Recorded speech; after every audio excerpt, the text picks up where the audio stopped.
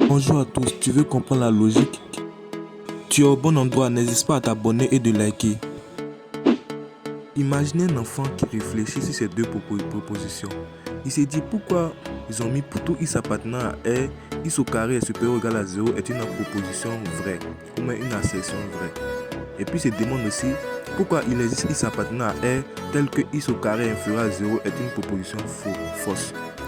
Donc il ne comprend pas, il te sollicite ton aide. Ok, une proposition ou assertion est une affirmation qui peut être soit vraie ou soit fausse. Vous voyez, ce n'est pas compliqué.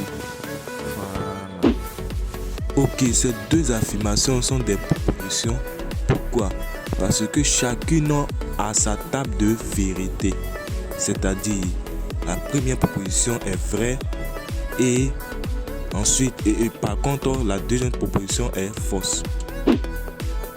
J'avais parlé de table de vérité. On va comprendre ce qu'on appelle table de vérité. On appelle table de vérité une manière de vérifier qu'une proposition est vraie, une propriété est vraie ou fausse. Cette table de vérité permet de vérifier la conjonction et entre les propositions P et Q. Vous voyez, ce n'est pas compliqué. Ok, en grand 1, nous allons parler des connecteurs. D'abord, nous allons commencer par la négation d'une proposition. Ok, nous allons donner la définition. Soit P une proposition, on appelle la négation de P le contraire de P. Et on le note comme cela ou comme cela, etc. etc. Vous voyez, ce n'est pas compliqué. Ok, la négation de pour tout est il existe. Et la négation de il existe est pour tout. Vous voyez, c'est très simple. Ok, la négation de inférieur ou égal est strictement supérieur. Et la négation de strictement supérieur est inférieur ou égal.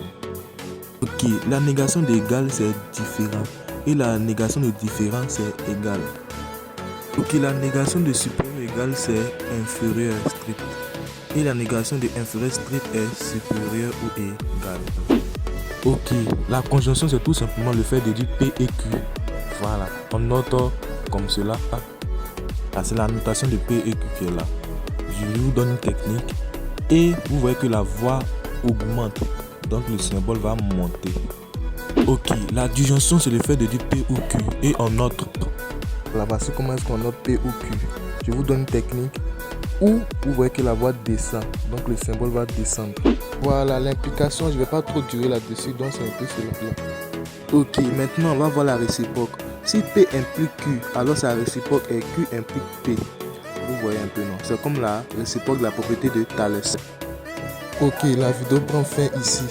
Voilà, donc c'est un peu cela.